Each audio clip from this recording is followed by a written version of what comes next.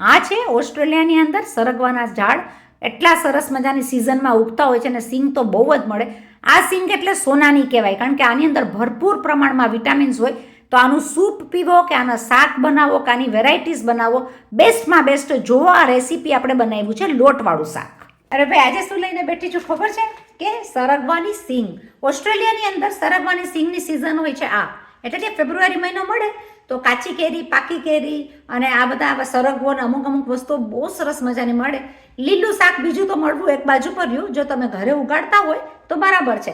સરગવાની સિંગું ઝાડ ઉપર ઉભી હોય, જે વિયેતનામીઝ હોય, ચાઇનીઝ હોય, એ લોકો ઉગાડે ખરા અને 5-7 વર્ષે કે એવી રીતના સિંગ આવવા પણ માંડે, આટલી બધી આવે એ ઝાડની અંદર.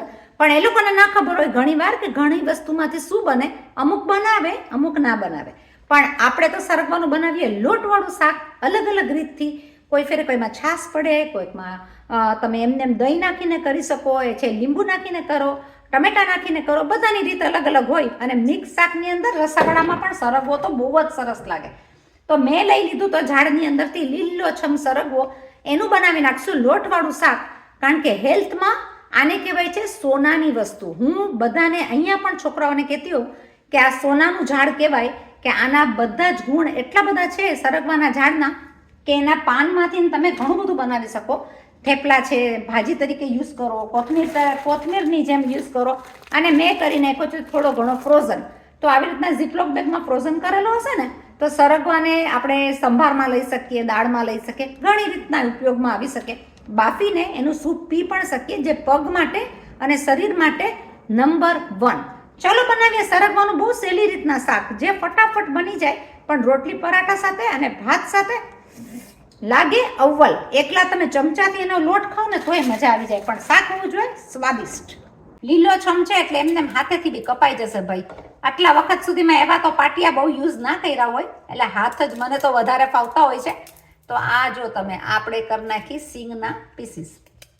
આવી રીતના જ હું બધી સિંગ લઈ લઈશ અને જરા એની જે છાલ હશે એ કાઢી લેશું. મેરી મેરી મેરી તેરી પ્રેમ કહાની હૈ મુશ્किल दो लफ्जों में ये बयां ना हो पाए.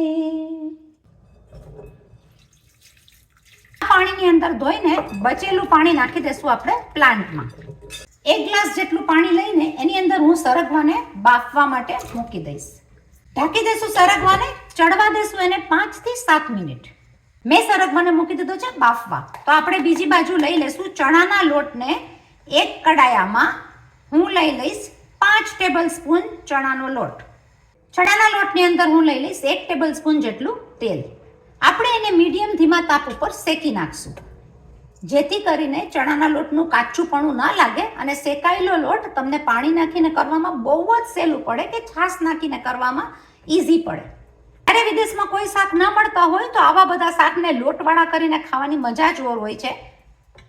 જ્યારે લોટ શેકાઈ ગયો છે તો હું લઈ લઈશ એને ડીશમાં. એની અંદર કરી નાખશું બધો જ મસાલો. તો માપથી હું લઈ લઈશ મીઠું, 1/2 ટીસ્પૂન જેટલી હળદર, 1 ચમચી મરચાંની ભૂકી, 1 ચમચી ધાણા જીરું, 1 ચમચી જેટલી હું લઈ લઈશ ખાંડ. ખાંડ ઓપ્શનલ છે. સ્વાદ વધારવા હું થોડી એવી લઈ લઈશ હિંગ. લઈ લેશું અડધું કે 1 ટમેટું.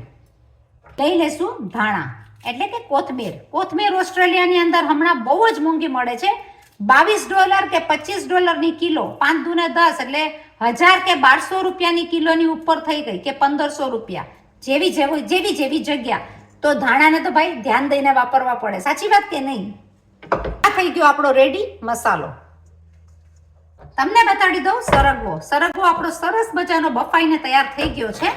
સરગવાનું પાણી આપણે જવા નહીં દઈએ. પગ માટે અને શરીર માટે સરગવાનું પાણી બહુ જ સારું, પણ આપણે લઈ લેશું એને શાકમાં. સરગવાના કરી નાખશું વચ્ચેથી ને ફાળા. લગભગ તો બધા ફાળા થઈ ગયા છે. વઘાર માટે સાથે 2 લસણની કણી પણ લઈ લેશું. સમય આવી ગયો ધમધમાટ વઘાર કરવાનો. હું લઈ લઈશ આની અંદર 4 થી 5 ટેબલ સ્પૂન જેટલું તેલ. તેલ તો જોશે ભાઈ, તેલની અંદર જ લોટ શેકાશે પાછો. તો અંદાજે મેં આટલું તેલ લઈ લીધું છે, 4 થી 5 ટેબલ સ્પૂન. લઈ લઈશ 1/2 ચમચી જેટલી રાઈ. ખાવા દેશું એને તડતડ. જેવો વઘાર થઈ ગયો આપણે લઈ લેશું થોડી એવી જીરું, હિંગ સાથે આપણે ખમણેલું લસણ સોતડી નાખશું, કરી નાખશું એને પાકું. ચલો ભાઈ, એ સોતડાય છે સાથે આપણે બધો લોટ પણ લઈ લઈશું. ટમેટાની જગ્યાએ તમે લીંબુનો ઉપયોગ પણ કરી શકો. લઈ લેશું એની અંદર સરગવાની સિંગ, કરી નાખશું બધી વસ્તુને મિક્સ. આની અંદર ગાંઠા બિલકુલ બી નહીં થાય કારણ કે આપણો લોટ છે શેકેલો. પાણીનો ભાગ ઓછો લાગે, થિકનેસ ઉપર લાગે તો તમે બીજું 1 ગ્લાસ જેટલું પાણી નાખી શકો. એટલે 5 ચમચા લોટની અંદર 1.5 ગ્લાસ જેટલું પાણી જોઈ જાય. 1.5 ગ્લાસ પાણી. થઈ ગયો આપણો સરગવો એકદમ સરસ રીતના મિક્સ. પાકવા દેશું અને 5 થી 6 મિનિટ. ચલો ભાઈ, શાક જ્યાં સુધી મીડિયમ ધીમા તાપ ઉપર થાય છે આપણે બાંધી લઈશું પરાઠાનો લોટ. હું લઈ લઈશ 1 ટેબલસ્પૂન જેટલું તેલ, જરાક એવી હિંગ, લઈ લઈશું માપથી મીઠું, થોડું એવું જીરું, અજમો લઈ લઈશ મસળીને. લોટ આપણે બાંધશું સરગવાના વધેલા પાણીથી. એટલે થઈ ગયા સરગવાના પરાઠા. ચલો ભાઈ, જોઈ લઈએ શાક આપણું કેટલું ચડીને તૈયાર થઈ ગયું છે. તો શાક થઈ ગયું છે રેડી.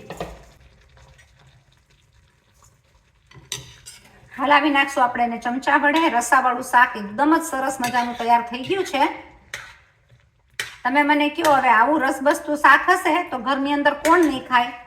શાક લાગે એકદમ જ સરસ. આનો રસો તમે ભાત સાથે પણ ખાઓ, રોટલી સાથે પણ ખાઓ, પરાઠા સાથે પણ ખાઓ, બહુ જ સરસ લાગે.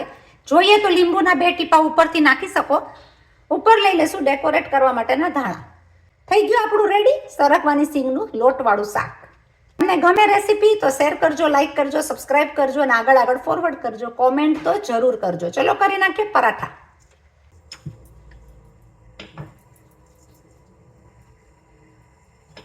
આવી રીતે કરી નાખીશ બધા ત્રિકોણિયા પરાઠા રેડી. તો પરાઠાને શાક ખાવાની તો મજા જોર આવશે.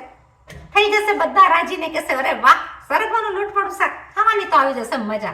તમે ફ્રોઝન સરગવો હોય તો તમે ફ્રોઝન સરગવોને માઇક્રોમાં થોડો એવો થો કરીને પણ કરી શકો, પણ શાક થાય આ જ રીતનું. ગરમા ગરમ ઉતરતા પરાઠા છે રેડી. પરાઠા